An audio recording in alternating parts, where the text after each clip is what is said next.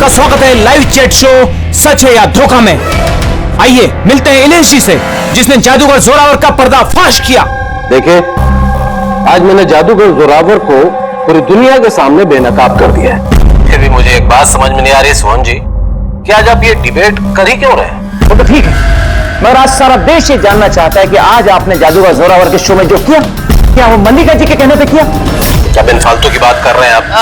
नहीं सोहन, बिल्कुल भी नहीं। मेरे कहने पे क्यों, मतलब मैं तो इलेश को जानती भी नहीं हूँ। और लेकिन मैं आपको एक बात बता दूं, जो भी इलेश ने किया है जोरावर के खिलाफ, मैं उसका पूरा समर्थन करती हूँ, क्योंकि ऐसे झूठे और जो फरेबी जादूगर होते हैं उनके साथ ऐसा ही होना चाहिए, उनको इसी तरह एक्सपोज करना चाहिए। तो मैं इसमें इलेश के साथ हूँ।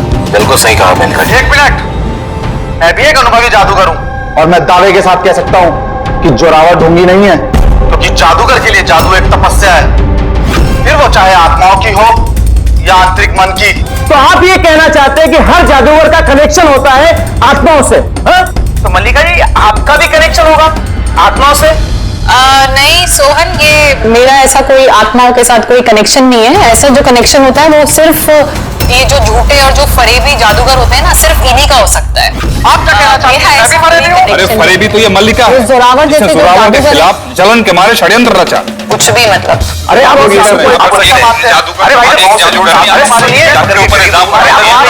अरे आप झगड़ा मत कीजिए, एक दूसरे की बात सुनिए। आप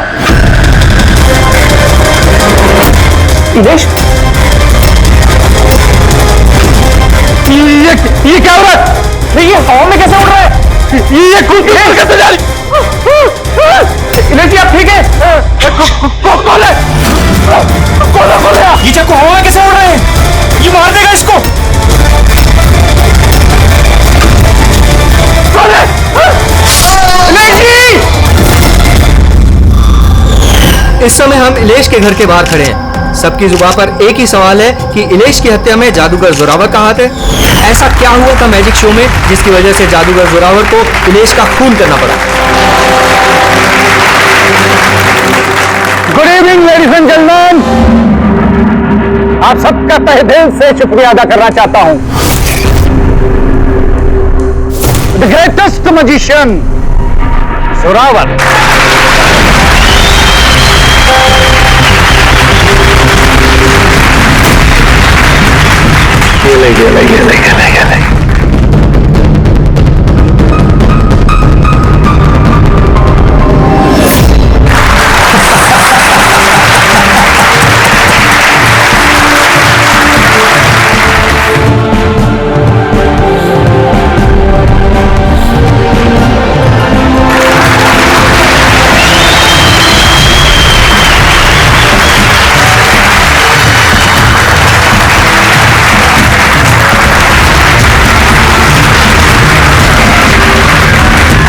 ये जेंटलमैन, दिल थाम के बैठिए। अब जो मैं जादू आपको दिखाने जा रहा हूं, वो दुनिया की किसी भी कोने में ना तो आपने देखा होगा और ना ही सुना होगा। एक मिनट, यहाँ पे मौजूद सभी इंसानों ने 7,000 रुपए देकर टिकट खरीदी है जोरावर जी का शो देखने के लिए। तो मैं चाहता हूं कि आप साबित करें कि आपका जादू जो है वो असली है, कोई फरेब नहीं। तो हेलो, तुम चाहे कोई भी हो। इलेश नाम है मेरा। इलेश हो या मिथिलेश, आप इस तरह से शो में रुकावट नहीं डाल सकते। सिक्योरिटी, बाहर निकालो ने। एक मिनट, ऐसा क्या गलत बोल दिया इन्होंने? यहाँ पे हम सब ने 7,000 रुपए की टिकट खरीदी है।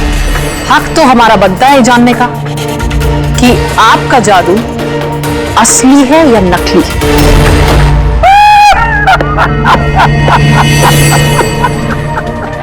मल्लिका मशहूर जादूगर नहीं, लेकिन मेरी तरह इतनी कामयाब नहीं हो पाई, इसलिए सारे हथकंडे शुरू कर दिया तुमने जलन के मारे। कितने पैसे दिए इसे तुमने मेरा शो रोकने के लिए? अगर तुम्हारा जादू असली है तो फिर डर किस बात का? हम सबको यहाँ जवाब चाहिए।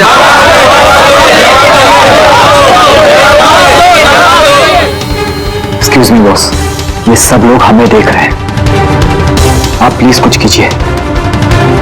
आपको जवाब देना होगा बॉस, वरना हम लोगों की रेपुटेशन मिट्टी में मिल जाएगी। ठीक है, मेरा कौन सा जादू देखना चाहेंगे आप सब? एक्सक्यूज मी, वो चेयर उठाकर ये स्टेज पर रखना दो।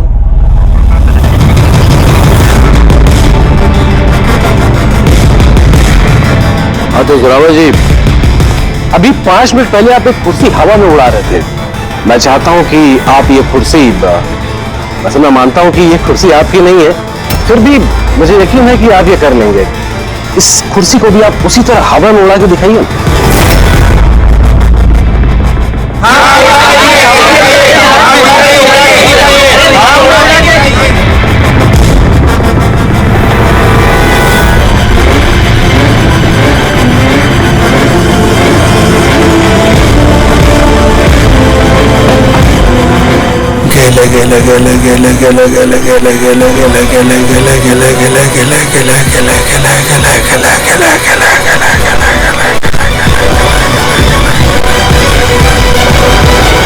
ये जोरावर होगा कि नहीं?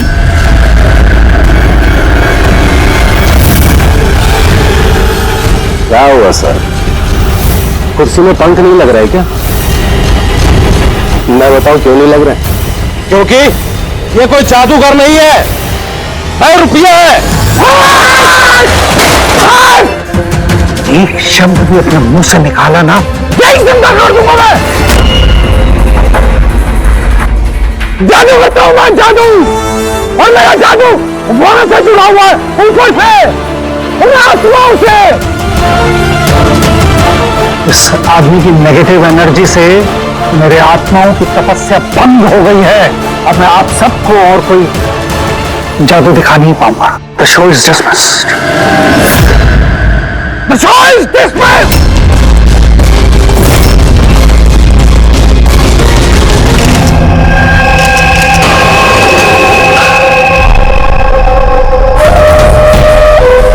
अरे यार फ्रेडी, ये संभालो इनको, मीडिया वालों को। एक मिनट प्लीज इधर आइए, प्लीज इधर कुछ भी पूछना है मुझसे पूछिए। आइए आइए, प्लीज आइए। एक्सक्यूज मी, क्या पूछना है आपको? आप लोग विलेश के पड़ोसी? हाँ सर। जब ये मर्डर हुआ तो उसको घर पे कोई आया था या घर से कोई गए थे? नहीं, किसी को नहीं देखा था, बस इलेश की जोर की चीख सुनी थी हमने और फिर तुरंत यहाँ आ गए। तो जब आप यहाँ पर आए, किसी को जाते हुए देखा यहाँ से? नहीं सर। आप लोग प्लीज यहीं पे रुकिए। रेडी?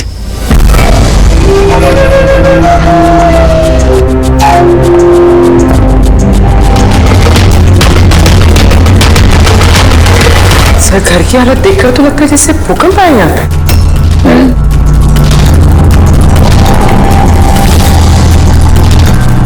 कमाल है सर, 5 चाकुओं से खून हुआ और खूनी घर में घुसा ही नहीं, और लाइव टीवी शो में मर्डर। अरे भाई, ये क्या हो रहा है?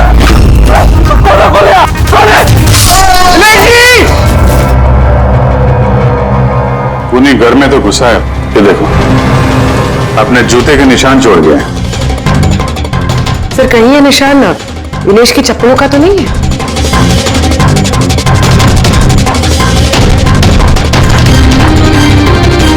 नहीं, इसके पैर में खून के निशान तो नहीं है, और ये निशान किसी आदमी के लगता है, काफी बड़ा साइज है। कहने को तो मर्डर हवा में हुआ है, लेकिन हवा में हुआ नहीं है। तो भी जरा वो लाइव टेलीकास्ट वाला फुटेज दिखाना मर्डर का।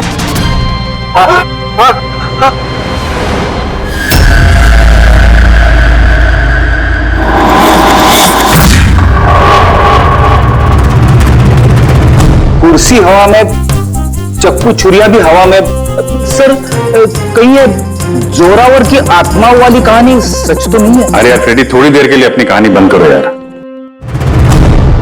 चाकू तो बिल्कुल नॉर्मल दिख रहा है यार, कोई मैकेनिज्म भी नहीं है। ये हवा में उड़े कैसे, और बाहर भागते हुए किसी ने किसी को देखा भी नहीं। सर, कहीं जादू तो नहीं है? अरे जादू भी तो हाथ की सफाई है ना, छलावा है, कोई ना कोई टेक्निक होती है, मैकेनिज्म होता है। यहां तो कुछ दिख भी नहीं रहा है। वो जोरावर के शो में जितने भी लोग आए थे ना, जरा उनकी लिस्ट निकालो।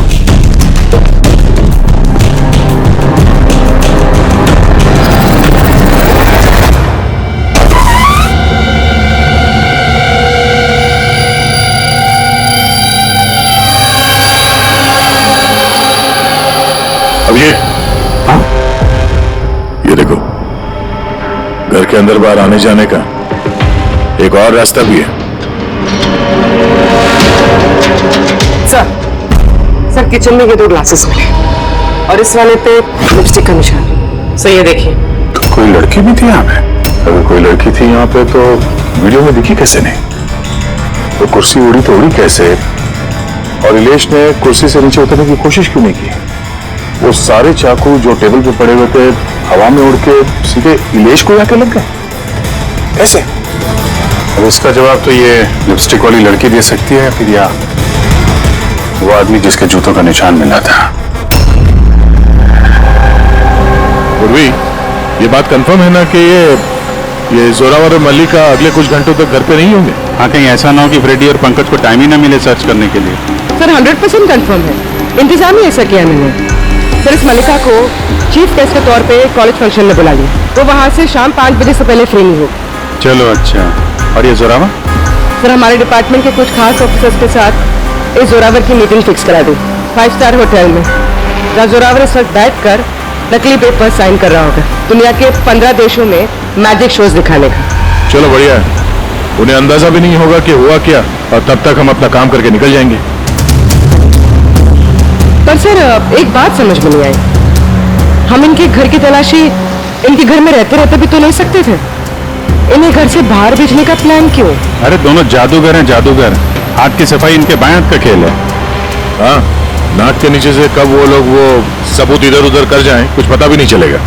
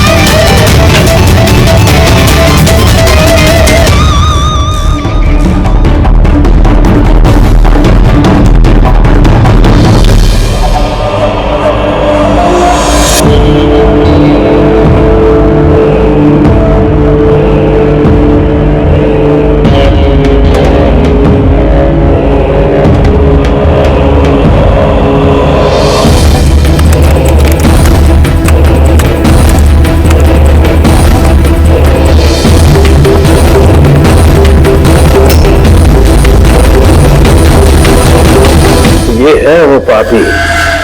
अरे वाह सानू के साहब, इतनी जल्दी खूनी का पता लगा लिया आपने। अब फटाफट नाम भी बता दीजिए। जोरावर या मल्लिका, अब इन दोनों में से वाकई में खूनी कौन है ये पता लगाना भी बाकी है। अब ये क्या बात हुई सर? ये बात इसलिए हुई कि ये जो 500 चाकू है ना, इन पर जोरावर की उंगलियों के निशान है, और ये जो कपड़ा है इस पर ये जो जूते का निशान है ये भी जोरावर के जूते का ही निशान है। तो फिर तो बात साफ है, खून उसी ने किया है। बात बिल्कुल साफ है नहीं, क्योंकि ये जो वाइन का गिलास है ना, इस पर ये जो लिपस्टिक है ये लिपस्टिक मल्लिका की है, और ये जो सारा सामान आप लोग लेकर के आए ना मल्लिका के घर से, इनका डीएनए मैंने इस लिपस्टिक के साथ मैच करके देखा है, मैच होता है। मतलब ये है कि ये सामान और ये लिपस्टिक मल्लिका की है। लेकिन मल्लिका तो टीवी शो में कह रही थी कि वो इलेश को जानती नहीं। मैं तो इलेश को जानती भी नहीं हूँ। तो शो से पहले उसके घर पे क्या कर रहे थे? अब जोरावर के पास तो कोई वजह थी मारने की इलेश को। इलेश ने सबके सामने उसको नीचा दिखाया था, तो मल्लिका के पास क्या वजह हो सकती है? और सर एक सवाल का अभी भी जवाब नहीं मिला, अगर जोरावर ने खून किया तो वो इलेश के घर पे दिखा देंगे।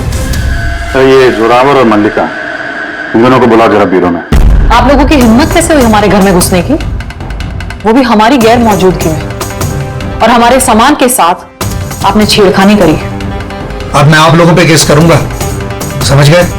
सीआईडी को मुजरिमों के घर में घुसने के लिए किसी की इजाजत की जरूरत नहीं पड़ती। रही बात केस की, तो तुम दोनों पे चलने वाला है। तुमने हमसे झूठ क्यों बोला कि तुम इलेश को नहीं जानते? बताओ।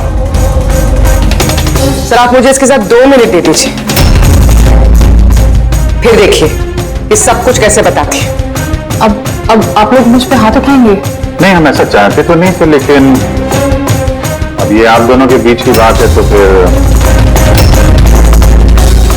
चलो गए। नहीं रुकिए, मैं आपको सब सच बताती हूँ। ये सच है कि मैं इलेश से मिलने गई थी। एक्चुअली मैं उसे ऑफर देना चाहती थी, क्योंकि मैं जोरावर को हमेशा से ही बर्बाद करना चाहती थी। बट ट्रस्ट मी, ये खून मैंने नहीं किया है, मेरा कोई हाथ नहीं है इसमें। मुझे पहले से पता था, मेरे शो को खराब करने के लिए तुमने उसे पैसे दिए। मैं उससे कभी मिली भी नहीं थी। मैंने उस दिन उसे तुम्हारे शो में पहली बार देखा था और उसके बाद में उससे मिलने गई थी, मगर मुझे नहीं पता था कि तुम उसका खून कर दोगे। मैंने उसका खून नहीं किया। तो फिर जोरावर तुम्हारी उंगलियों के निशान उस चाकू पे कैसे आए? सर, आपको गलतफहमी हो रही है। तुम्हारा नाम जोरावर है? जी नहीं सर, बस। तो चुपचाप वहीं खड़े रहो और जब सवाल पूछा जाए तब मुंह खोलना। तो जोरावर, तुम बताओ, खून कैसे किया? मैंने ये मर्डर नहीं किया है। तुम्हारे कहने से कुछ नहीं होगा। अदालत में सबूत चाहिए, सबूत जो तुम्हारे खिलाफ है। मेरे खिलाफ सबूत है ही नहीं, क्योंकि मैं एक वक्त पे दो जगह मौजूद हो ही नहीं सकती। क्या मतलब? मतलब ये कि सर, जिस वक्त इलेश की मौत हुई, ठीक उसी वक्त जोरावर सर दिल्ली में जादू दिखा रहे थे।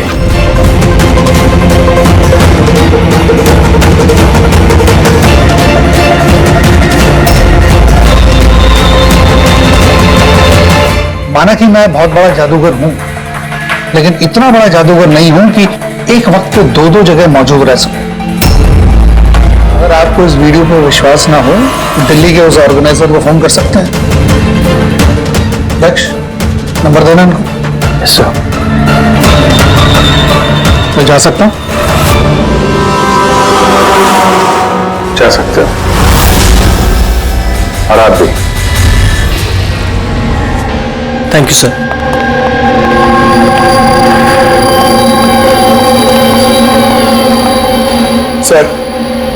सर, ऑडियंस में जितने भी मेंबर्स थे सबकी मोबाइल लोकेशन चेक की। सर, जिस वक्त इलेश की मौत हुई थी उस वक्त उसके घर के आसपास कोई भी नहीं था। अरे किया धरा तो इस जोरावर का ही लगता है, मगर किया कैसे?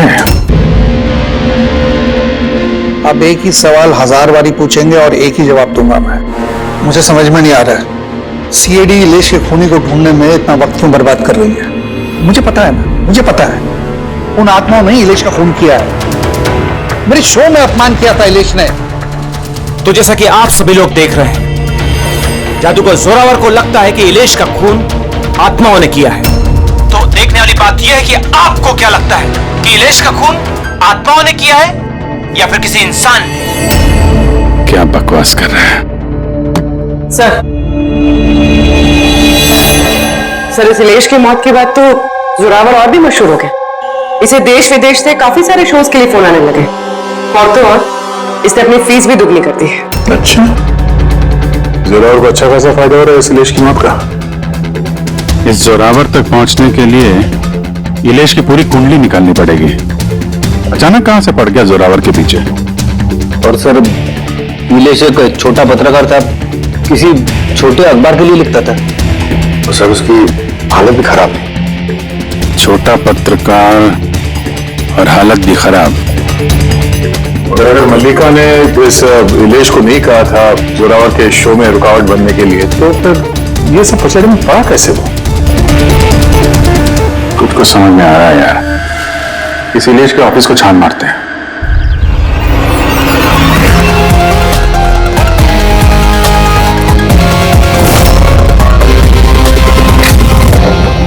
आइए सर।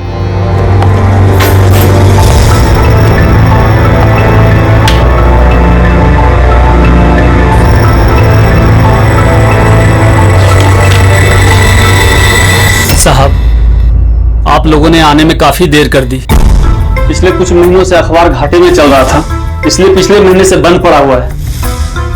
इस इलेश के बारे में कुछ बताओ, कैसा पत्रकार था ये? बहुत ही फालतू आदमी था साहब, न्यूज छुपाने के एवज में भी पैसा लेता था। और साहब, बहुत ही बेईमान आदमी था वो।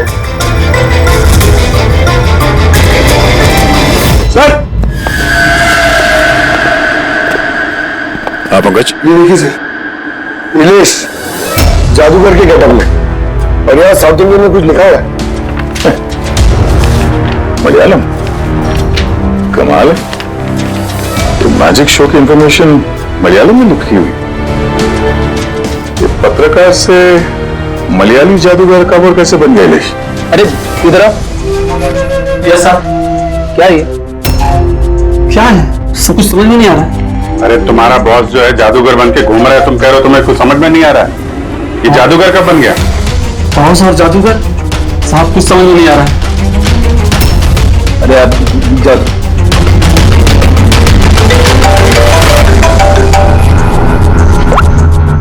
हाँ बोले। अच्छा, हाँ ओके ठीक है। तो उसके मोबाइल को ट्रैक करते रहना, ठीक है?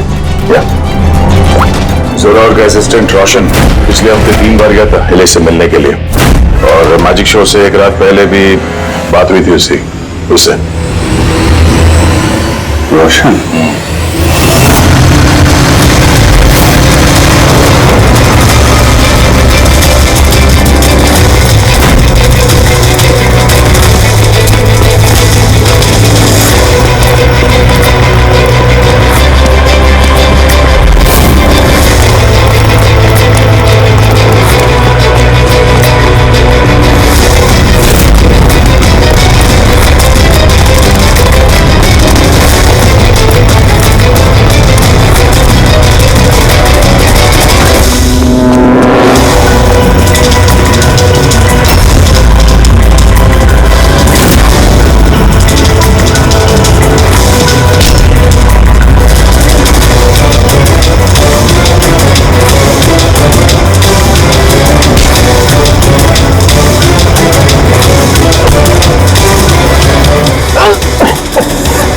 इतनी तेज भागेगा तो चक्कर आके गिर जाएगा, समझा? छोड़ दो मुझे, जाने दो। जाने भी देंगे, छोड़ भी देंगे। पहले ये बता, इलेश के साथ तेरी क्या डीलिंग चल रही थी? मेरी डीलिंग? हाँ डीलिंग। क्यों मिला था इलेश से 2 बार? इलेश? मैं किसी इलेश को नहीं जानता। ये ड्रामा बंद कर, समझा? तेरी पूरी लिस्ट है मेरे पास।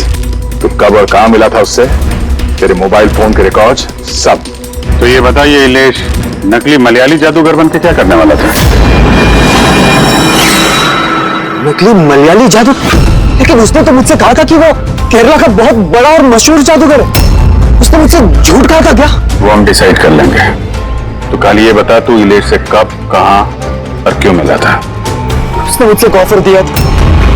उसने मुझसे कहा था कि अगर मैं उसकी मदद करूंगा और जोरावर को बदनाम करने में उसकी हेल्प करूंगा, तो वो मुझे जोरावर से भी ज्यादा 5 गुना ज्यादा सैलरी देगा, और 6 महीने में वो मेरा खुद का मैजिक शो लॉन्च करने वाला था। उसने मुझसे प्रॉमिस किया था सर कि वो मुझे जोरावर की तरह ही द ग्रेट मैजिशियन रोशन बनाएगा। इलेश से कहां मिला था? उसी के घर पे मैंने मीटिंग की थी 3 हफ्ते पहले सर, और वही मैंने जोरावर के सारे मैजिक ट्रिक्स के सीक्रेट उससे शेयर किया सर।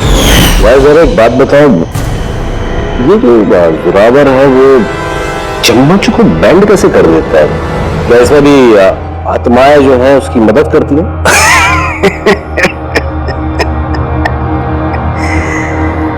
अरे ले साहब, कोई आत्मा नहीं, ये दुनिया को बेवकूफ बनाता है Zorawar, the great magician Zorawar. चम्मच पर एक रबर होता है, रबर को थोड़ा एडजस्ट करता है और चम्मच मुड़ता है। अरे बाप रे, मतलब इतना बड़ा धोखा। अच्छा, तो वो जो लड़की को हवा में उड़ाता है वो जादू कैसा करता है? बकवास सर, बाएं हाथ का खेल आप भी कर सकते हो। कैसे? लड़की जब टेबल पर लेटती है, जो टेबल रहता है उसको सपोर्ट मिलता है एक मेटल रॉड से। अब आप बोलोगे कि मेटल रॉड तो दिखता नहीं है, कैसे दिखेगा सर? चादर से ढका होता है ना मेटल रॉड। जोरावर जब प्लेटफॉर्म पर आता है परफॉर्मेंस देने के लिए, उसी वक्त चादर को निकाला जाता है। जोरावर वो मेटल रॉड को हाइड करता है, एडजस्ट करता है। यहाँ पे दोनों वुडन स्टैंड बैठा, लोगों को लगता है कि लड़की बीच में कैसे लेटी है। सब इल्यूजन होता है सर। अभी ये कोई जादू वादू है नहीं, सिर्फ हाथों की सफाई है। यस सर, वो सब छोड़ो ना, आप मुझे ये बताओ कि मेरा मैजिक शो कब लॉन्च करोगे सर? होगा बेटा, बहुत जल्दी होगा।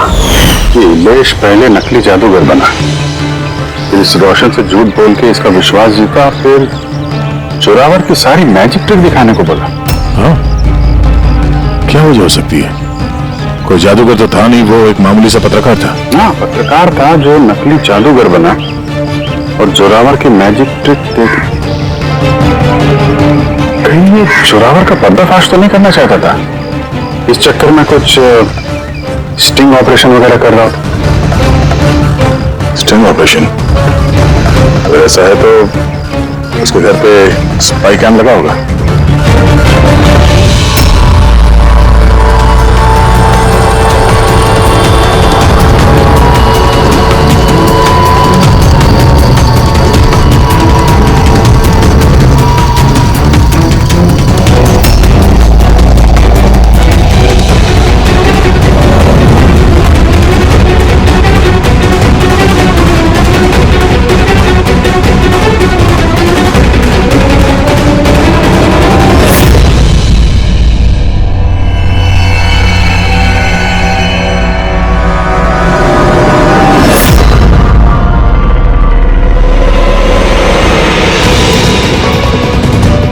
सर,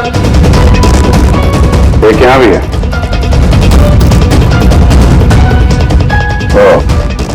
यहाँ पे स्टिंग ऑपरेशन हो रहा था। शायद इलेश ने इस जोरावर का ये स्टिंग ऑपरेशन करके किसी न्यूज चैनल को ये फुटेज बेचने का चक्कर होगा उसका।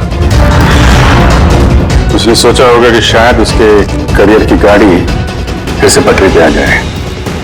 सर, अगर उसके पास इतनी सारी फुटेज थी तो उसने ये फुटेज किसी न्यूज चैनल में भेजी क्यों नहीं?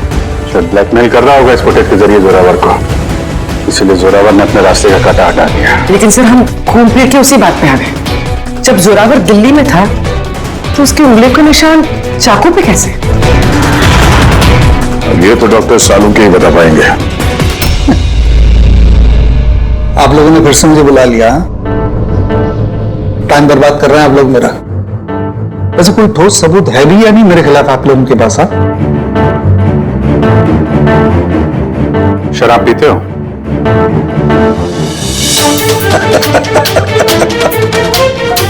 अब आप लोग मुझे शराब पिलाएंगे? हाँ, सॉरी, दिन में नहीं पीता हूं मैं।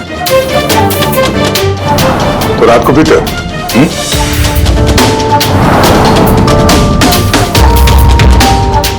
पीता हूं डिनर के बाद। एक आध लवली लवली लगा लेता हूं मैं। तो बात क्या है? बात क्या है? बात जानना चाहते हो ना? ये जो चाकू मिले ना क्राइम स्पॉट पर, इसमें तुम्हारी उंगलियों के निशान है और उसमें सूखे हुए पसीने में मुझे बहुत ज्यादा मात्रा में शराब के, अल्कोहल के ट्रेसेस मिले हैं। लवली लवली नहीं, बहुत ज्यादा मात्रा में। अब शराब मिली, शरबत मिला, पालक का पनीर, मुझे क्या पता? बताया ना मैंने, खून के वक्त मैं दिल्ली में था। और कितनी बार बताऊंगा मैं? हवा में उड़ना बंद कर, समझा? वरना सीआईडी को ज्यादा टाइम नहीं लगेगा तेरे पर कतरने में। इतने सबूत काफी हैं तुम्हें जेल में पटकने के लिए, लेकिन हम लोग सच्चाई तक पहुंचना चाहते हैं, इसलिए बात कर रहे हैं। जितना पूछा जाए उसका जवाब दो, बस। ठीक है, पूछिए क्या पूछना चाहते हैं। हो सकता है शायद किसी ने तुम्हें फंसाने के लिए तुम्हारी उंगलियों के निशान चाकू पे ले लियो जब तुम शराब पी के धुतते। मुझे कौन फंसाएगा? देखिए, यकीन कीजिए, ये खून आत्माओं ने किया है। चुप, बकवास बंद। तुम्हारे जादू का राज तुम्हारे असिस्टेंट रोशन ने हमें बता दिया है। अब जो भी बोलोगे सिर्फ सच सच बोलोगे। ये बताओ कि आखिरी बार शराब पी के तुम इस कदर बेहोश कब हुए थे कि तुम्हें कुछ पता ही नहीं है कि तुम्हारे आसपास क्या हो रहा है? बताया ना, मैं डिनर के बाद एक आध पैग ले लेता हूं, लेकिन इतनी नहीं पीता कि बेसुध हो जाऊं मैं। एक मिनट। जिस दिन मेरा मैजिक का शो था उससे 2 दिन पहले हम लोगों ने होटल पैम्पोश में पार्टी दी थी। उस दिन होटल में मैंने ज्यादा पी ली थी और नींद भी आ गई थी। जब मैं सुबह उठा तो होटल के कमरे में था और होटल वालों ने मुझे उठाया। कहने लगे चेकआउट टाइम है, 12 बज गए थे। उस होटल की फुटेज चेक करनी पड़ेगी। सर वो होटल नहीं कबूतर खाना है। जोरावर के फ्लोर का सीसीटीवी कैमरा बंद पड़ा है। कमरे के अंदर एक भी उंगली के निशान नहीं है सर। और वो स्टाफ को पता ही नहीं है कि उस वक्त मास्टर की यूज हुई थी या नहीं। मतलब होटल से कुछ नहीं पता चला। Dead and. एक बात तो तय है सर, इलेश का खून किसी जादूगर ने किया है, क्योंकि वो उड़ती हुई कुर्सी और चाकू जादू का ही हिस्सा था। जादूगर तो इस केस में 3 ही लोग हैं, जोरावर, मल्लिका और रोशन। एक और जादूगर भी तो है इस केस में, इस पर ध्यान तो नहीं गया हमारा। जोरावर की दूसरी असिस्टेंट रुशाली। तो ये काम कर, इस रुशाली का मोबाइल फोन ट्रैक करो, पता करो मर्डर से पहले और उसके बाद उसका लोकेशन क्या था। ओके सर, ये रुशाली के बारे में तो नहीं भूलिए। सर ये देखिए, रुशाली मर्डर से पहले अपने कॉलेज गई थी, फिर घर गई थी और फिर जू के कॉफी शॉप पे, उसके बाद जोरावर के मैजिक शो पे। रुशाली लगातार 2 रातों से अपने कॉलेज भी जा रही है, रात 1 बजे। 2 रातों से लगातार कॉलेज जा रही थी, वो भी रात को 1 बजे। इतनी देर रात को कॉलेज क्या करने गई होगी? खून से 2 दिन पहले इसने एक हार्डवेयर की दुकान के भी कई चक्कर लगाए। इलेश के मर्डर के वक्त लोकेशन क्या थी उसके फोन की, जरा बोलो। सर उसका फोन बंद था।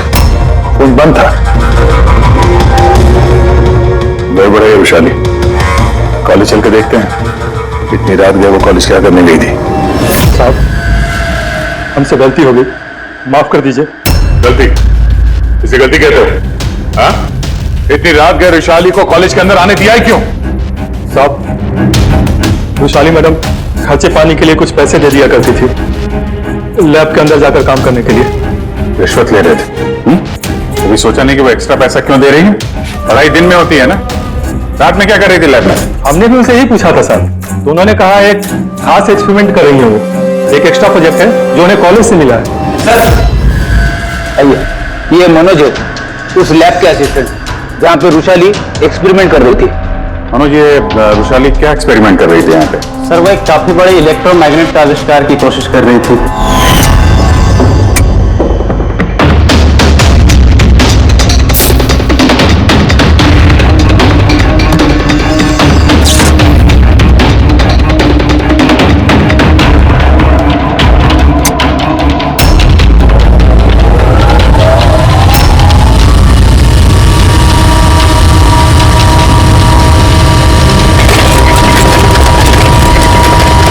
इलेक्ट्रोमैग्नेट का आविष्कार?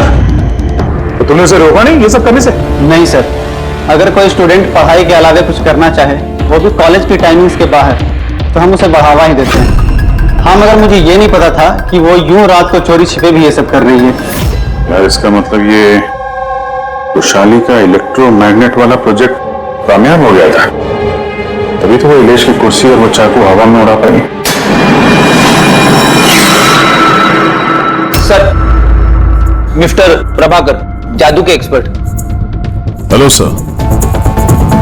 प्रभाकर जी, बड़े बड़े जादूगर अपनी कला का राज किसी डिब्बे में बंद करके रखते हैं। चूंकि आप तो जादू के एक्सपर्ट हैं, तो राज के बारे में आपको तो पता ही होगा।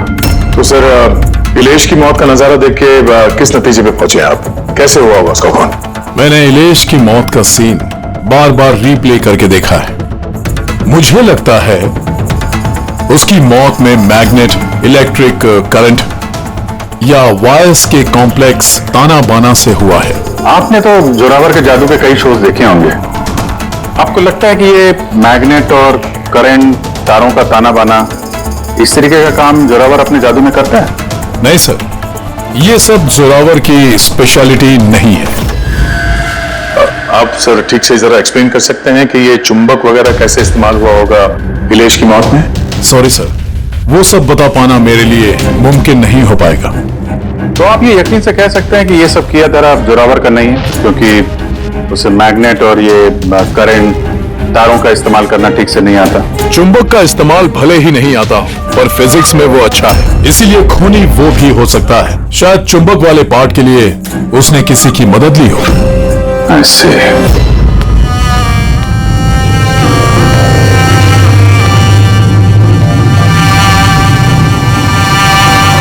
किसने बुलाया मुझे यहाँ पे? मैंने बुलाया है ये जानने के लिए कि तुमने इलेश को क्यों और कैसे मारा। मैंने कुछ नहीं किया। मगर तुम्हारे कॉलेज का वॉचमैन और लैब असिस्टेंट कुछ और ही कह रहे हैं। कौन है वहाँ? सामने आओ।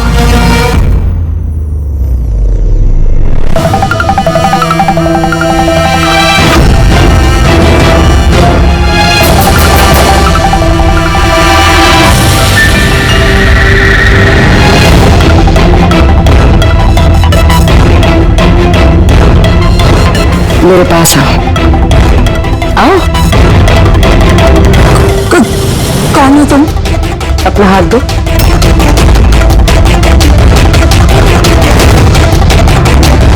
तुमने इलेश को क्यों और कैसे मारा? मैंने किसी को नहीं मारा। तुम सच नहीं बोल रही हो, इसलिए मुझे ये सब करने पे मजबूर होना पड़ रहा है। पर तुम हो कौन और इलेश की मौत के बारे में क्या जानती हो? और क्या करने वाली हो तुम? इतनी भोली मत बनो। ये जादू तुमने कई बार किया है जोरावर के साथ, याद आया? नहीं, ये बहुत सही नहीं है जादू के लिए। इसमें मेरी जान जा सकती है। नहीं, अगर तुम सच नहीं बोलोगी तो इस बॉक्स में तुम्हारे टुकड़े टुकड़े हो जाएंगे, मगर अगर तुम सच बोलोगी तो तुम्हें कुछ भी नहीं होगा, यकीन मानो। चलो। नहीं, छोड़ दो मुझे, प्लीज मुझे जाने दो, मैंने कुछ नहीं किया। अगर तुमने कुछ नहीं किया है ना तो तुम्हें कुछ भी नहीं होगा। आओ, घबराओ मत। आओ। नहीं, हाँ मैं मानती हूँ कि इलेश की मौत की जिम्मेदार मैं हूँ। क्या चाहती हो तुम? कितने पैसे चाहिए बोलो?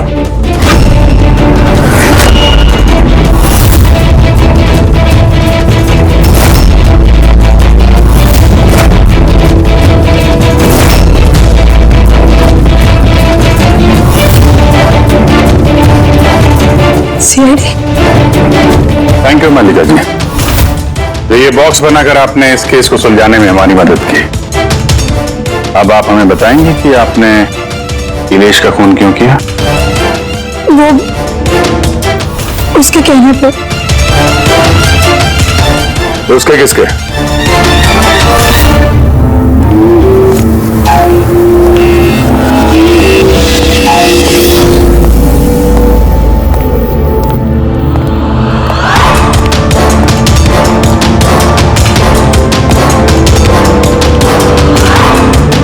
क्यों बुलाया मुझे? बोला था ना जब तक केस ठंडा नहीं होता मुझे कांटेक्ट करने की जरूरत नहीं है। उसने नहीं, हमने कांटेक्ट किया तुम्हें।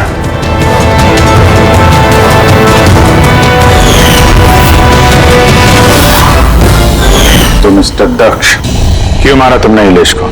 इलेश के पास उस बेवकूफ रोशन की स्टिंग ऑपरेशन की फुटेज थी और इलेश मुझसे उस फुटेज के 25 लाख रुपए मांग रहा था। तो वो ब्लैकमेल कर रहा था, इसलिए उसे जान से मार दिया? मैंने इलेश को 25 लाख नहीं 2.5 करोड़ रुपए दिए थे, क्योंकि मेरे दिमाग में एक प्लान था। मल्लिका पिछले कई महीनों से जोरावर पे कई तरह के इल्जाम लगा रही थी, तो मैंने सोचा कि इलेश को इस्तेमाल करके जोरावर को जादू की दुनिया का सबसे बड़ा बेताज बादशाह वापस बना दूं। वैशाली के एक्सपेरिमेंट्स को इस्तेमाल करके मैंने ही इलेश के मर्डर का प्लान किया था। क्या बात है दक्ष, तुमने मुझे इतना अर्जेंटली मिलने के लिए क्यों बुलाया? वैशाली, मैं तुमसे हेल्प चाहता हूँ इलेश को रास्ते से हटाने में। ये क्या मजाक है दक्ष? तुम मुझे किसी का खून करने के लिए कह रहे हो? मैं तुमसे जान लेने के लिए नहीं बोल रहा हूँ, मैं सिर्फ तुमसे हेल्प चाहता हूँ कि तुम थोड़ा इंतजाम कर दो अपने एक्सपेरिमेंट के जरिए, और इसके लिए मैं तुम्हें मुंह मांगी कीमत दूंगा। इलेश को पूरा प्लान मालूम था कि लाइव शो के दौरान उसकी कुर्सी हवा में उड़ेगी इलेक्ट्रोमैग्नेटिक के जरिए, मगर उसे ये नहीं मालूम था कि उसका खून हो जाएगा। मुझे भी नहीं पता था तुम धोखे से मेरे उंगलियों को निशान चुरा कर तुम चाकुओं पे लगा देगा और मुझे फंसा देगा। फंसा देगा? अरे मैंने तो तुम्हें देश विदेश में फेमस कर दिया, सुपरस्टार बना दिया। 10 लाख रुपए नहीं होते थे तुम्हारे अकाउंट पे, और आज 10 करोड़ है। किसकी वजह से? मेरी वजह से। मुझे तुम्हारा फायदा क्या? अफसोस, इन पैसों का इस्तेमाल करने के लिए तुम बाहर नहीं रह पाओगे। इलेश के खून के जुर्म में अदालत कड़ी से कड़ी सजा देगी तुम्हें। जिंदगी भर जेल में सड़ोगे तुम। ले जाओ इन लोगों को।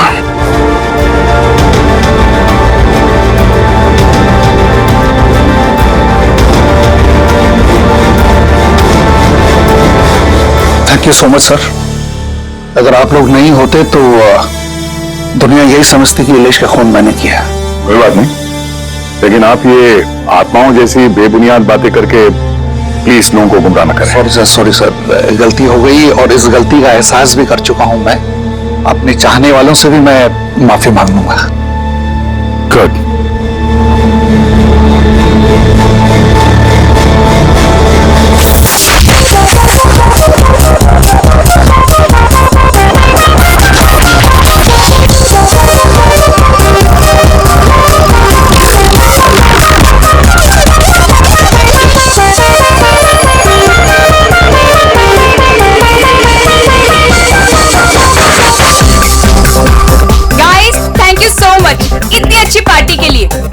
कहते हैं अपना देश अपना होता है और अपने दोस्त अपने। वो तो है। और अपनी गर्लफ्रेंड अपनी। I love you so much. I love you too. वैसे प्रीति, मानना पड़ेगा आजकल ऐसा रोमांस देखने को मिलता नहीं है। गाइस, मैं कुछ ड्रिंक लेके आती हूँ। ओके।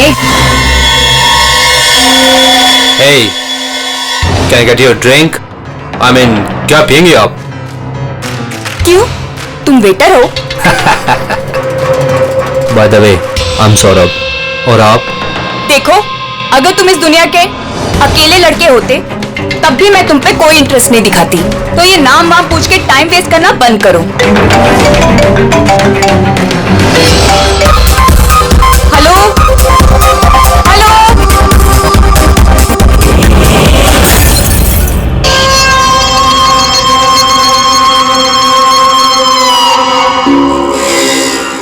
हेलो? हेलो? तनीषा? जोर से बोल, कुछ सुनाई नहीं दे रहा है। यहाँ नेटवर्क भी नहीं है। हेलो? हेलो?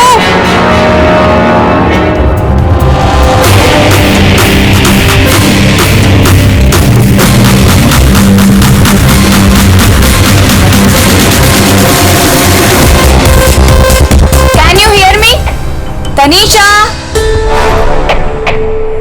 नेटवर्क कैसे चला गया?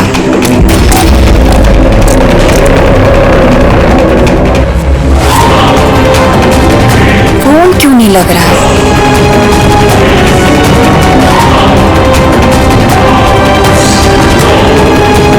हेलो आयशा, आयशा तुम्हें मेरी आवाज आ रही है?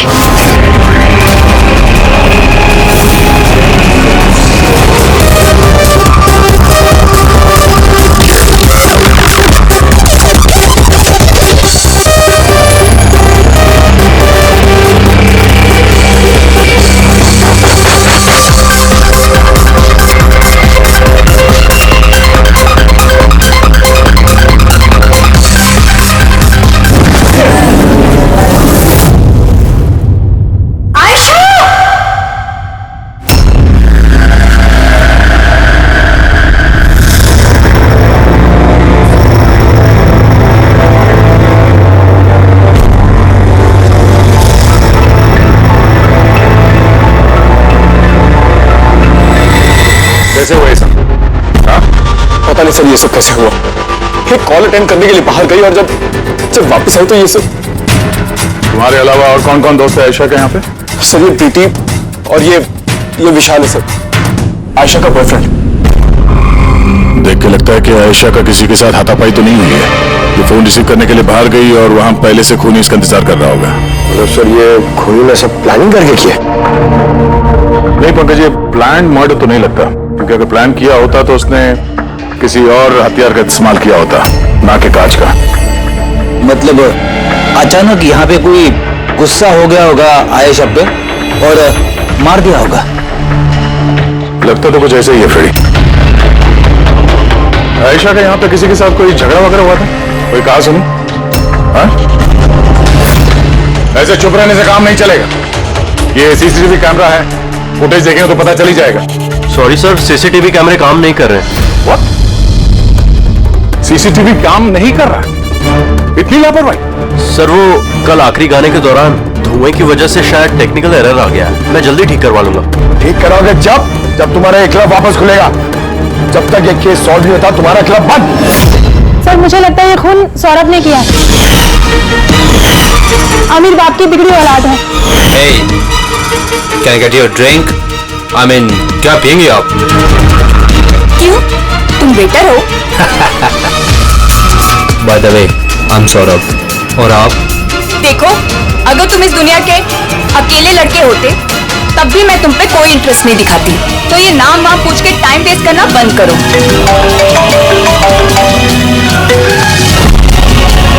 और जब आयशा ने उसे टेढ़ा जवाब दिया तो वो गुस्से में उसके पीछे पीछे बाहर तक गया था। सौरभ का? सर वो तो नहीं है। तुमसे कहा था ना मैंने, कोई भी इस क्लब से बाहर नहीं जाएगा। सर जाने नहीं दिया, शायद वो जुर्म करने के बाद ही चला गया, आयशा के अंदर आने से पहले। आयशा और सौरभ बाहर किस तरफ गए थे? सर उस तरफ।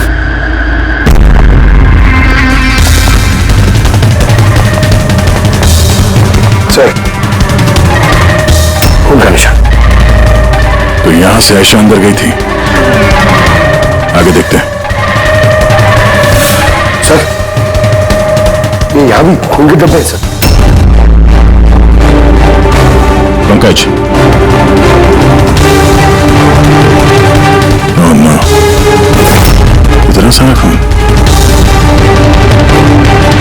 और ये कांच के टुकड़े। लगता है आयशा पे हमला यही हुआ है।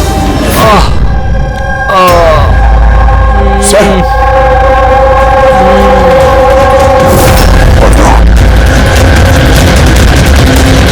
कहीं सौरभ तो नहीं? इसकी हालत बहुत खराब है, हमने उसको फोन करो चलिए।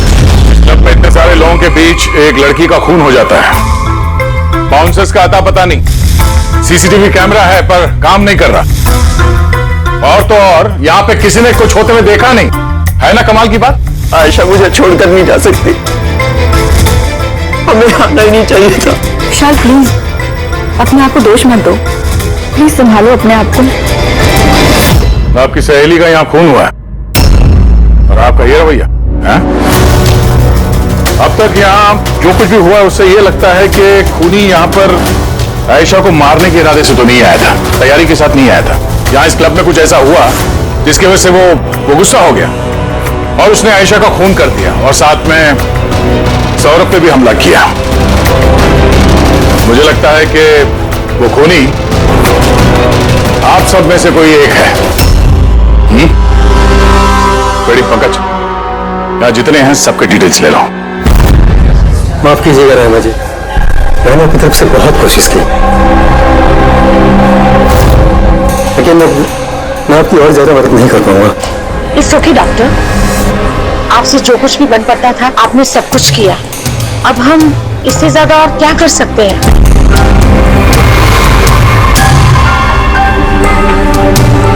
What happened, doctor? आप ठीक है ना? I'm fine. वो अनईजी फील हो रहा है। Excuse me. कहाँ जा रहे हैं आप? मैं जरा वॉशरूम में रहता हूँ। तनिषा, आयशा की मौत से पहले तुम्हारी उसके साथ फोन पर बात हुई है ना? तो क्या उस फोन कॉल के बारे में हमें कुछ डिटेल में बता सकती हो? सर डिस्को में म्यूजिक लाउड होने की वजह से ना मैं ज्यादा कुछ सुन नहीं पाई। हाँ, पर उसको ये कहते हुए सुना। क्या हो रहा है, बता क्यों नहीं रहे हो? दर्द हो रहा है क्या? डॉक्टर के पास लेके जाओ। ये क्या कर रहे हो तुम? मतलब आयशा ये सब उस खूनी से कह रही थी? सर, उससे भी ज्यादा हैरानी की बात तो ये है कि आयशा का खूनी उसे कह रहा था वहां से भागने के लिए। बड़ी अजीब बात है। खूनी आयशा को भागने के लिए कहता है और आयशा को खूनी की चिंता है। तुमसे एक बात बताओ, क्या उस आवाज को पहचान सकोगी जिससे आयशा बात कर रही थी? नहीं सर। सर, लेकिन अगर खूनी को आयशा की इतनी चिंता है तो फिर उसने उसे मारा क्यों? वही तो, खूनी को विक्टिम की चिंता है और विक्टिम को खूनी की चिंता।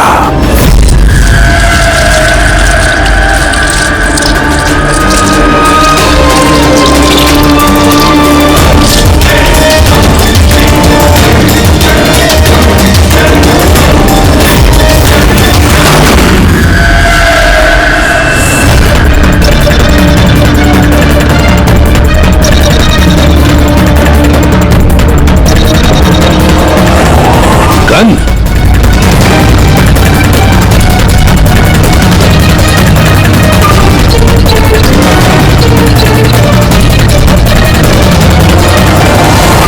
सर, इसके सर पे जो गोली लगी है उसके अलावा इसके पूरे शरीर पे कहीं भी चोट के कोई निशान नहीं है।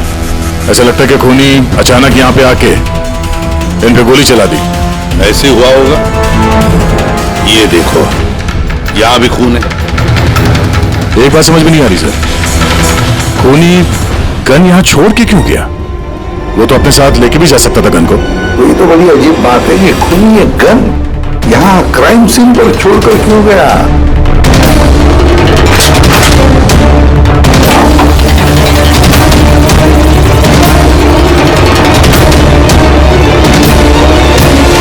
सर, ये देखिए, नीचे यहाँ पे ये टेप चिपका हुआ था। वॉश बेसिन के नीचे टेप? लगता है यहाँ टेप से कुछ चिपकाया था जो अभी यहाँ नहीं है। शायद इस केस से रिलेटेड कुछ हो। जरूर देखते हैं। नेहा जी, डॉक्टर यशवंत आपके डॉक्टर थे? जी हाँ। आप लोग यहीं पे बैठे थे इसी टेबल पर? जी हाँ, वो दरअसल मेरी बीमारी के सिलसिले में मुझे यहाँ पर मिलने के लिए आए थे। बहुत ही अच्छे और नेकदिल इंसान थे। आज जब आप उनसे बात कर रही थी तो आपको लगा कि किसी बात को लेकर वो परेशान थे?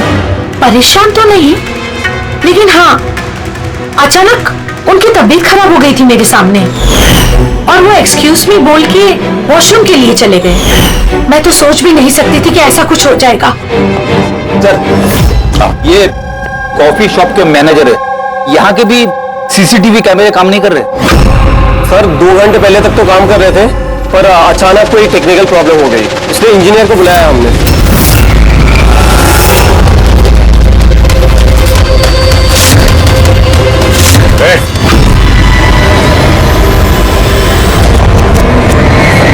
रुको जरा यहाँ ना।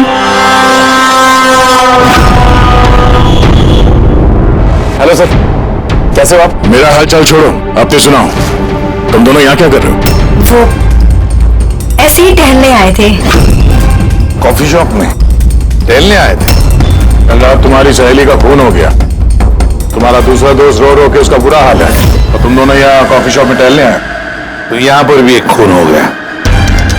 ये कैसा संयोग है, हैं? सच में संजोगी है सर, क्योंकि हम तो जानते भी नहीं कि डॉक्टर यशवंत है कौन।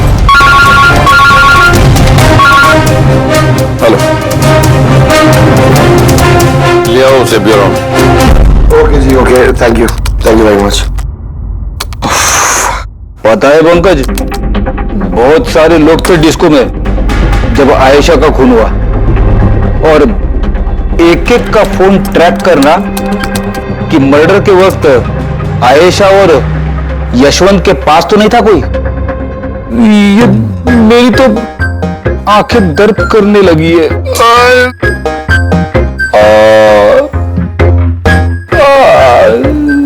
अरे ये साइलेंट को आंख पे लगाना बंद करो फ्रेडी सर। 50 और लोगों के नंबर है जिन्हें ट्राई करना है। ये काम शुरू करो। ठीक है सौरभ, अब कैसी है तबीयत तुम्हारी? शरीर के जख्म तो आज नहीं तो कल ठीक हो जाएंगे सर, लेकिन जो मैंने उस दिन देखा वो शायद जिंदगी भर मेरे दिमाग से कभी भुला नहीं पाऊंगा। न मैं कल पब जाता और ना ही मुझे आयशा की चीख सुनाई देती। लेकिन आयशा के पीछे पीछे तो तुम गए थे, उसने तुमसे ठीक से बात नहीं की, इसलिए। ये बात सच है सर कि मैं आयशा के पीछे गया, क्योंकि जब मैंने उसे ड्रिंक ऑफर की तो उसने मना कर दिया सर। और इनफैक्ट उसने मेरी इंसल्ट भी की, तो मुझे बहुत बुरा लगा सर, इसलिए मैं उसके पीछे गया।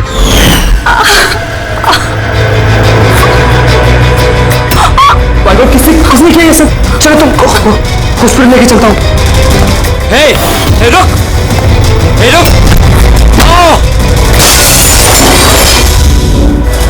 और फिर मुझे अभी भी याद है कि जब मैंने उसकी कलाई पकड़ी तो बिल्कुल भी नॉर्मल नहीं थी, वो आम इंसानों जैसी कलाई थी ही नहीं।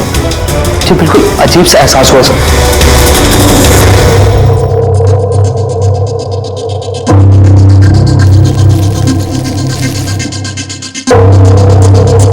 तो आप कह रहे हैं डॉक्टर साहब के इस गन पे कुछ चिपचिपा सा लगा हुआ है? हाँ, और वो चिपचिपी चीज रबर टाइप की है, वो जैसे सेलो टेप में होता है ना वैसा। Cello tape gun? ओह, तो खूनी ने पहले से गन वहां वॉश बेसिन के नीचे छुपा के रखी थी, तो ये मर्डर एक प्लान्ड मर्डर था। हाँ, लेकिन ये गन जिससे यशवंत का खून हुआ है और ये कांच जिससे आयशा का खून हुआ है, इन दोनों पे भी कोई भी उंगलियों के निशान नहीं मिले। लेकिन भाई, इस कांच के टुकड़े पर एक खास तरीके की कुछ केमिकल लगा हुआ है, जैसे कि वो प्लास्टिक केमिकल। अभी इस पर क्यों लगा हुआ था, इसका क्या इस्तेमाल है, ये पता लगाना भी बाकी है। लेकिन वही केमिकल इस गन पर भी लगा हुआ है, दोनों पर। डॉक्टर साहब, आप तो कह रहे थे कि इस गन पे वो सेलो टेप का गम लगा हुआ था। वो तो है ही, उसके अलावा ये भी है। उसके अलावा ये केमिकल भी है, यानी ये दोनों मर्डर, इनका आपस में कोई ना कोई कनेक्शन जरूर है। और जुबिन का और प्रीति का दोनों क्राइम सीन पे होना कोई सहयोग नहीं था। बिल्कुल, तुम बिल्कुल ठीक कह रहे हो। और तुम्हारी बात ये एक और चीज प्रूव करती है, इन दोनों की लाशों पर मुझे एक जैसे फेरोमोन्स मिले। फेरोमोन्स यानी वो केमिकल जिनसे खुशबू आती है। हाँ, यशवंत और आयशा, इन दोनों की लाशों पर एक जैसी खुशबू। इसका मतलब बात साफ है, या तो दोनों एक जैसा परफ्यूम लगाते थे या फिर दोनों का खून ही एक ही था। जनरली एक औरत लेडीज परफ्यूम लगाती है और एक आदमी जेंट्स परफ्यूम। अब ये दोनों एक ही तरह का परफ्यूम लगाए, चांस थोड़ा कम है, यानी इन दोनों का खूनी तो एक ही है। आयशा की मौत के बारे में दो बातें पता चली है, एक उसकी दोस्त तनीषा ने बताई और दूसरी सौरभ ने बताई। तनीषा ने बताया कि खूनी ने आयशा को वहां उस पब में से भाग जाने के लिए कहा। अब दुनिया में ऐसा कौन सा खूनी है जो जिस इंसान को मारने गया है उसी से कहता है कि तू यहां से भाग जा? तो फिर खून करने आया ही था क्यों? नहीं नहीं नहीं नहीं नहीं नहीं नहीं, गड़बड़ है, कुछ ना कुछ तो गड़बड़ जरूर है। और सर वो दूसरी बात कौन सी? दूसरी बात सौरभ ने बताई। सौरभ ने कहा कि खूनी की कलाई कुछ अजीब सी थी, आम इंसान की तरह नहीं थी कलाई। शायद कलाई में रिस्ट वॉच या ब्रेसलेट हो। फ्रेडी जरा दिमाग लगा के बोलो, समझे? सर, सर दोनों क्राइम सीन में एक नंबर कॉमन है सर। किसका क्राइम? आयशा की बॉयफ्रेंड विशाल का सर। विशाल? विशाल? ये विशाल तो कॉफी शॉप में दिखाई नहीं था, तो फिर ये कॉफी शॉप में पहुंचा कब?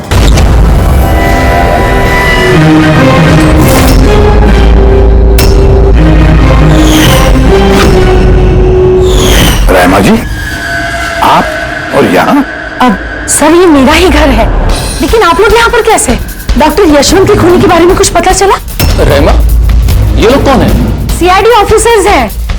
सर प्लीज आप लोग आइए ना, प्लीज कम। सीआईडी? और सर ये मेरे हस्बैंड है और ये मेरा छोटा बेटा संदीप। और बड़ा बेटा विशाल, वो कहाँ है? लेकिन बात क्या है सर?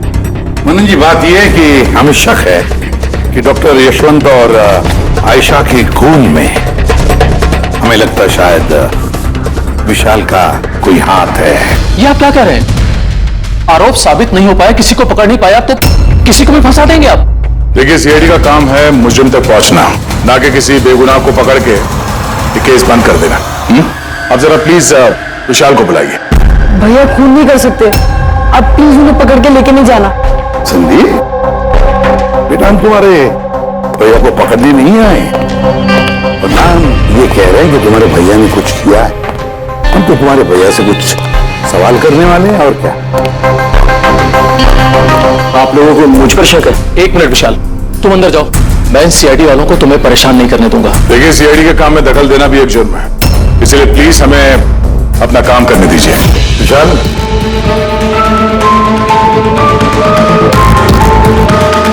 डॉक्टर यशवंत की मौत हुई थी कैफे में और तुम उस वक्त उस कैफे में थे। क्यों, किस लिए गए थे तुम? सर, मैं तो वहां पर जुबैन और प्रीति से मिलने गया था। मुझे नहीं पता था कि यशवंत अंकल वहां पर मम्मी से मिलने आने वाले हैं। आयशा के साथ तुम्हारी अनबन चल रही थी ना? मुझे बहुत बड़ा सदमा लगा है उसकी मौत का। पता नहीं उसके बिना मेरी लाइफ अब कैसे कटेगी। मैं कुछ दिन अकेला रहना चाहता हूँ। ठीक है, जा सकते हो तुम।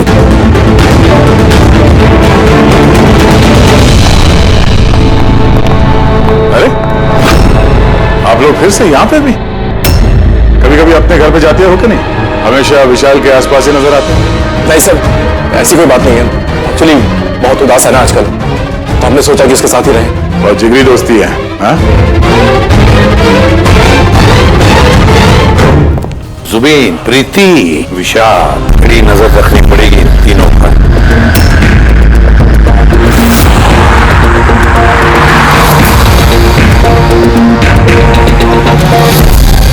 तीनों के घर पे इतने कैमरा फिट किया ना थोड़ी से, अगर मक्खी भी मिठाई में बैठेगी ना तो पता चल जाएगा। तो वैसे काम वाला, दूध वाला और सब्जी वाला, इनके जरिए खुफिया कैमरा बिठाने का आइडिया बड़ा अच्छा था। अच्छा था ना? मेरा भी था, दया सर का था। अच्छा? हाँ, और उन्होंने हम दोनों को यहाँ बिठा दिया ताकि हम यहाँ का सीसीटीवी फुटेज रिकॉर्ड करें।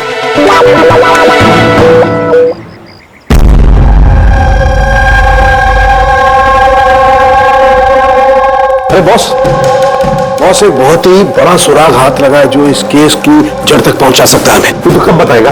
अरे बता रहा हूँ ना, तुम्हें बताना जल्दी यार। अरे यार सांस तो लेने दो। तुम्हें याद है वो टूटे हुए ग्लास पर और गन पर मुझे प्लास्टिक केमिकल मिला था?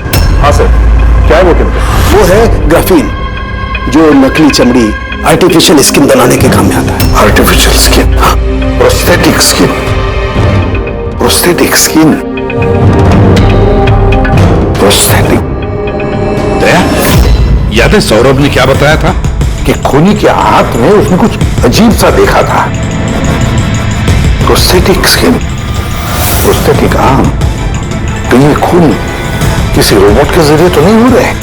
अच्छा, खूनी का ये मदद मांगना क्या ऐसा तो नहीं कि ये खून अनइंटेंशनली हो रहे हैं, बिना चाहे? नहीं दया, बिना चाहे खून कैसे हो सकता है? रही बात इस रोबोटिक आर्म की, ये रोबोटिक आर्म तो किसी के इशारे पर ही चलेगी ना। क्या समझे? ऐसा कोई आदमी है जो इस रोबोटिक्स में प्रोस्थेटिक आर्म बोल, रोबोटिक आर्म बोल, पूरे रोबोट के बारे में अच्छी तरह से जानकारी रखता है? हाँ, डॉक्टर जैस्मीन। मिलते हैं इस डॉक्टर जैस्मीन से।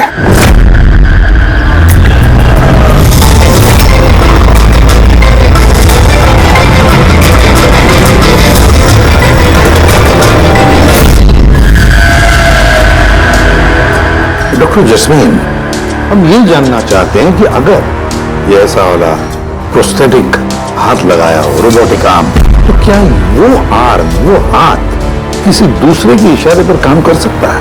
मतलब नकली बाजू लगाया गया है ए को, लेकिन इस बाजू से क्या काम करवाना है इसका कंट्रोल ए के पास नहीं बल्कि बी के पास है। क्योंकि हमें शक है कि इस केस में खून अपनी मर्जी से नहीं कर रहा है, कोई और उससे करवा रहा है। सर ये सुनने में जितना मुश्किल है दरअसल नामुमकिन नहीं है। जॉनिश, जरा दामिनी को अंदर भेजो। हाँ वही मरीज जिसका कल टेस्ट हुआ था। मरीज?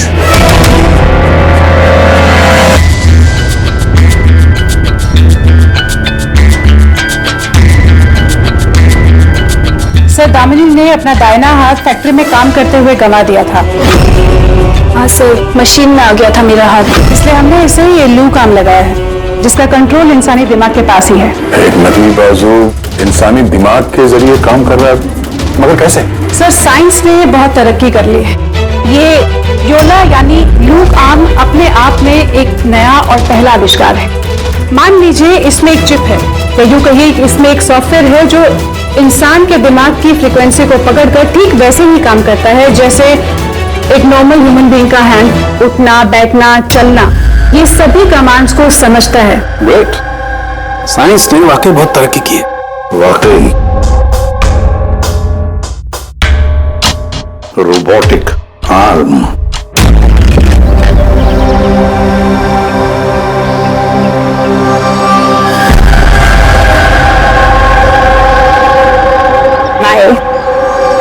वहां हक कर रहा है, इधर हम दोनों गाड़ी में बैठे हुए।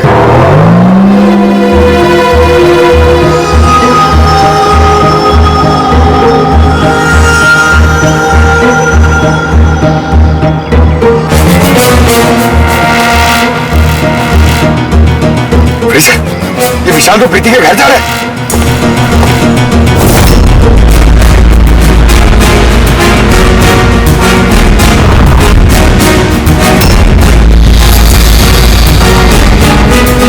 विशाल, तुम टेंशन मत लो, किसी को कुछ भी पता नहीं चलेगा।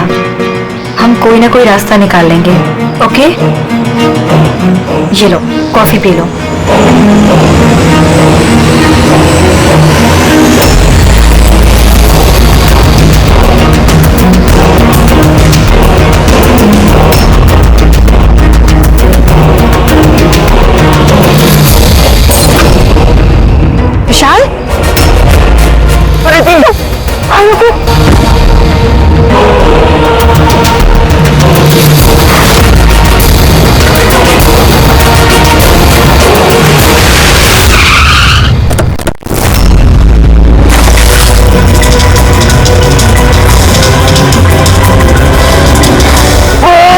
विशाल, नहीं, विशाल छोड़।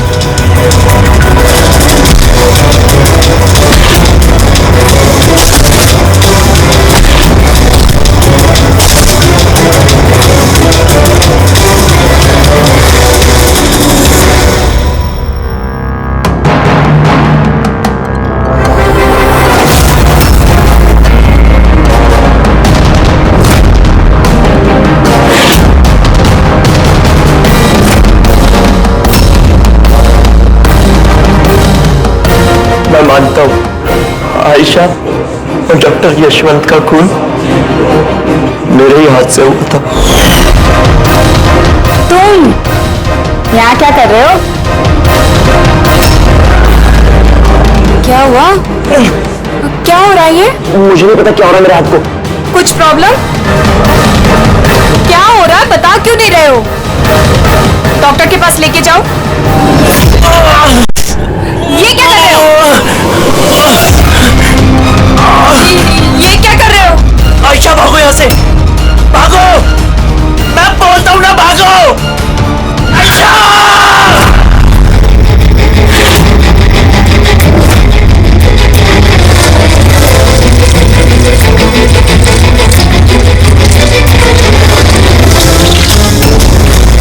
डॉक्टर निकलो यहाँ से।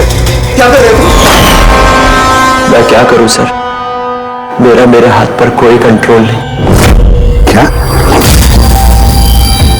तुम्हारा तुम्हारे हाथ पर कंट्रोल ही नहीं रहता, इसका क्या मतलब है? अचानक कभी कभी क्या हो जाता है। इसीलिए तुमने आयशा को वहां से भाग जाने के लिए कहा? हाँ सर, मैंने आयशा को वहां से भागने के लिए कहा था। आयशा भागो यहाँ से, भागो। और मैंने पूरी कोशिश करी थी कि मैं डॉक्टर यशवंत पर गोली ना चलाऊं। डॉक्टर यहाँ से जाओ। एक बात बताओ, क्यों गए थे तुम कैफे में? मैं वहां पर डॉक्टर यशवंत से अपना हाथ फिक्स कराने गया था और जुबीन प्रीति मेरी मदद कर रहे थे, क्योंकि मैं अपने घर पर नहीं बता सकता था कि आयशा का मेरे हाथों से खून हुआ। मैं जानता हूं सर, मेरी बात पर यकीन करना बहुत मुश्किल है, लेकिन सच यही है, खून मैंने नहीं बल्कि मेरे हाथ ने किया है। डॉक्टर जसमीन,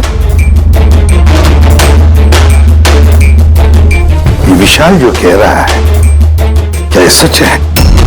मेरा मतलब है, क्या ये मुमकिन है कि एक रोबोटिक आर्म अपना ही दिमाग डेवलप करता है और फिर उसी दिमाग को लगा के कुछ भी कर सकता है? चांसेस कम है सर, मगर हाँ, अगर हाथ के अंदर लगे सॉफ्टवेयर को कोई हैक कर ले तो ऐसा हो सकता है। क्या प्रोस्थेटिक हाथ में लगा हुआ सॉफ्टवेयर हैक किया जा सकता है?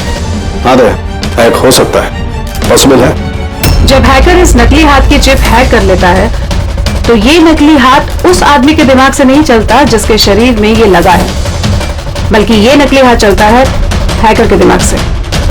मतलब किसी ने विशाल के इस रोबोटिक आर्म के सॉफ्टवेयर को हैक किया और फिर उससे खून करवाया। सर, इससे अच्छा तो मैं एक बाजू के सहारे अपनी जिंदगी काट लूं, जो हाथ दूसरों की जान का दुश्मन बन जाए। ऐसा हाथ मुझे नहीं चाहिए सर। विशाल, एक बात बताओ, जब तुम्हारा ये हाथ तुमसे कहता है कि वो किसी को मारना चाहता है, तब तुम क्या सोचते हो? क्या होता है तुम्हारे दिमाग में? कैसी अवस्था होती है तुम्हारी? सर, 2-3 मिनट लगते हैं। मैं पूरी कोशिश करता हूं अपने हाथ को काबू में करने की, लेकिन 2 मिनट के बाद जीत मेरे हाथ की होती है सर।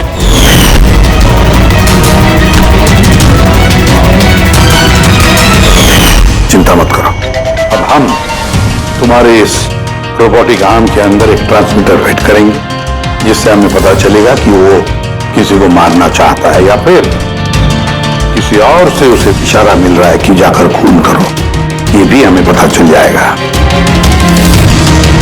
वैसे एक बात बताओ विशाल, ये तुम्हारा असली हाथ गंवाया कैसे?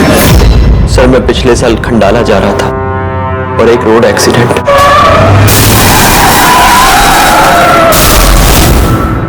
बस जिंदगी में हमें कई बार इम्तिहान देना पड़ता है।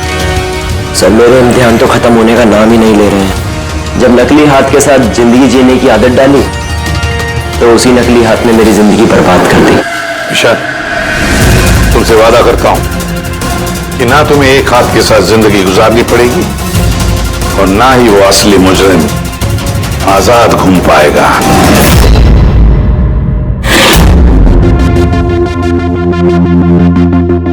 विशाल, मुजरिम ने पहले विशाल से आयशा का खून करवाया।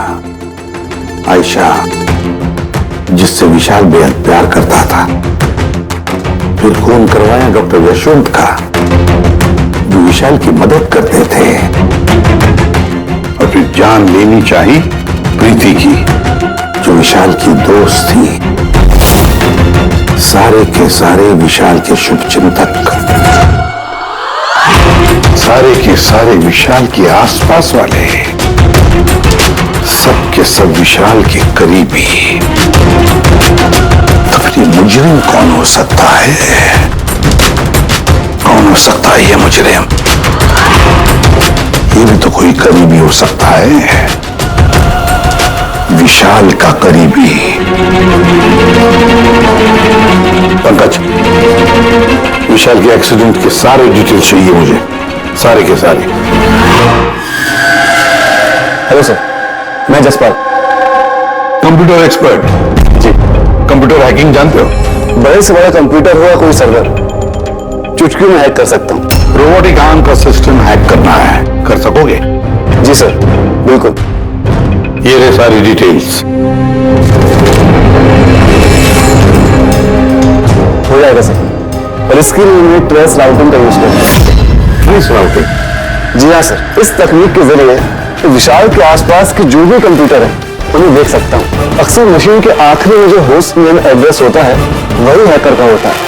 अच्छा। और ट्रेस राउटिंग के जरिए हम शहर के किसी भी इलाके में बैठा अगर हैकर होगा तो इजीली पता चल जाएगा। फैंटास्टिक। अब जिस किसी ने भी विशाल के रोबोटिक आर्म का सिस्टम हैक किया है, अब हम उसके सिस्टम को हैक करेंगे।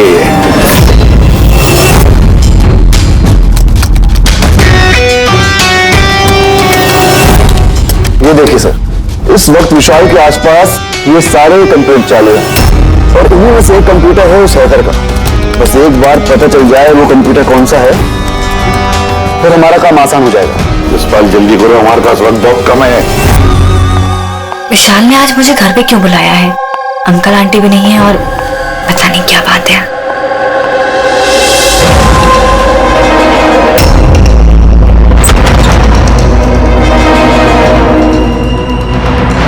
विशाल, विशाल। प्रीति, यार तुम जानते तुम्हें मुझसे खतरा है, उसके बाद भी तुम यहाँ पे दोबारा आ गए। विशाल, तुमने तो मुझे फोन करके यहाँ बुलाया। मैंने? हाँ। मैंने कब बुलाया? तुमने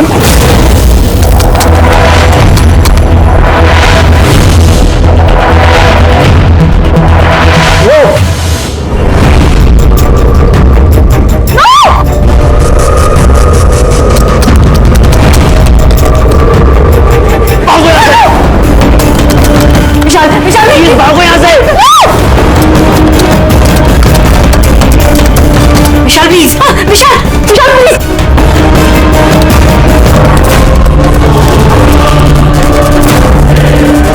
यस सर, उस हैकर की लोकेशन मिल गई है।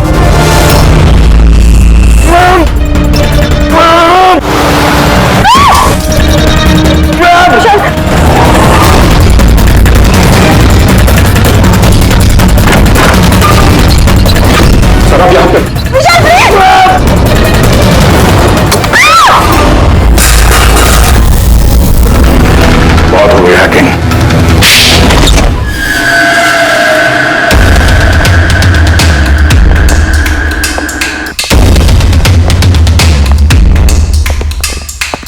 फिर आ गए आप लोग। अब ये मत कहिएगा कि आप विशाल को पकड़ने के लिए आए। जी नहीं, हम विशाल को पकड़ने नहीं आए, खूनी को पकड़ने के लिए, जो इस वक्त यहां पर मौजूद है। यहां पर क्या कह रहे हैं आप? अब अपना झूठा इल्जाम आप किसके ऊपर लगाने आए हैं? मलन जी, पिछले साल एक गाड़ी का एक्सीडेंट हुआ था कंडाला में। 3 लोग थे उस गाड़ी में। 22 साल का लड़का विशाल, 15 साल का बच्चा संदीप और 9 साल की छोटी बच्ची सोनिया। गाड़ी विशाल चला रहा था। कार का एक्सीडेंट बहुत बुरा था। बच्ची सोनिया की जगह पे मौत हो गई और संदीप पैरालाइज हो गया। ये अभी चल नहीं सकता। ये सब आपको कैसे पता चला अंकल? इस एक्सीडेंट में सबसे कम चोट लगी विशाल को। हालांकि जो चोट लगी वो कम नहीं, विशाल को अपना हाथ गंवाना पड़ा। वैसे विशाल आपका सौतेला बेटा है ना? सर विशाल मेरे लिए सके से भी बढ़कर है। सर आई रिक्वेस्ट यू, आप विशाल के लिए सौतेला शब्द यूज मत कीजिए सर। आई एम सॉरी मनन जी। काश सभी माता पिता आप जैसा विचार करते हैं। काश रहमा जी ऐसा विचार करती है ना रहमा जी? वैसे आपके मन में बहुत गुस्सा है ना विशाल के लिए, क्योंकि विशाल की वजह से आपको अपनी सगी बेटी गंवानी पड़ी और आपका सगा बेटा जिंदगी भर चल फिर नहीं सकता। आप क्या कहना चाहते हैं? हम क्या कहना चाहते हैं वो अभी पता चल जाएगा। पंकज,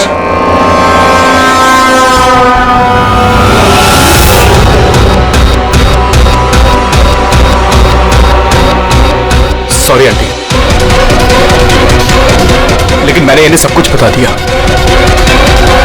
कि आप ही के कहने पर मैंने ये सब किया। मैंने उन सॉफ्टवेयर को हैक किया था और मैंने सभी जगहों के सीसीटीवी कैमरास को भी हैक करके बंद किया।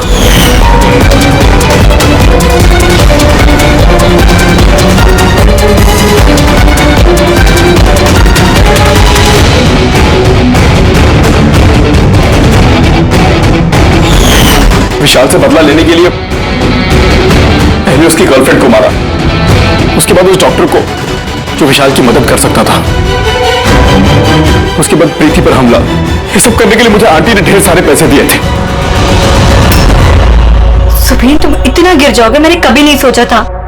चलिए, सच्चाई अब आप सबके सामने आ ही गई है, तो मैं आप सबको यह भी बता दूं कि मैं तुम्हें मारने के बाद खुद मनन को भी मारने वाली थी, क्योंकि जिस तरह से मेरे अपनों ने चोट खाई है, मैं भी चाहती थी कि विशाल भी उसी दर्द से गुजरे, उसे भी उतनी ही तकलीफ हो। वो एक्सीडेंट था, एक गलती। गलती? तुम्हारी एक गलती की वजह से मेरी पूरी जिंदगी में अंधेरा छा गया। तुमने लापरवाही से गाड़ी चलाई और सजा किसको मिली? मुझे और मेरे बच्चों को। मम्मी, मैंने हमेशा तुम्हें मां नहीं भगवान समझा। अगर ये सब करके तुम्हें सुकून मिल रहा था तो मुझसे एक बार कहा तो होता, मैं अपनी जान दे देता। मुझे तुम्हारी जान नहीं चाहिए थी, मैं तो तुम्हें जीते जी दुख भरी जिंदगी देना चाहती थी। और आप सब मुझे दोष नहीं दे सकते, क्योंकि मैंने जो कुछ भी किया वो मैंने ममता के लिए किया। रहमा जी, मां इतना हल्का शब्द नहीं जो किसी औरत को मुजरिम बना दे। अरे मां तो वो होती है जो सिर्फ अपने ही नहीं, दूसरों के बच्चों को ममता, प्यार और स्नेह से देखती है। विशाल भले तुम्हारा सगा बेटा नहीं था, लेकिन बेटा तो था ना, वो तुम्हारे परिवार का हिस्सा था। वो कोई मां अपने बेटे से बदला कैसा ले सकती है? हाँ? वो भी इस तरह का बदला। दो लोगों को जानी गंवाई पड़ी। नहीं रायमा जी, बहुत गलत किया तुमने, बहुत गलत। कानून तुम्हें कभी माफ नहीं करेगा, कभी माफ नहीं करेगा। कड़ी से कड़ी सजा होगी तुम्हें।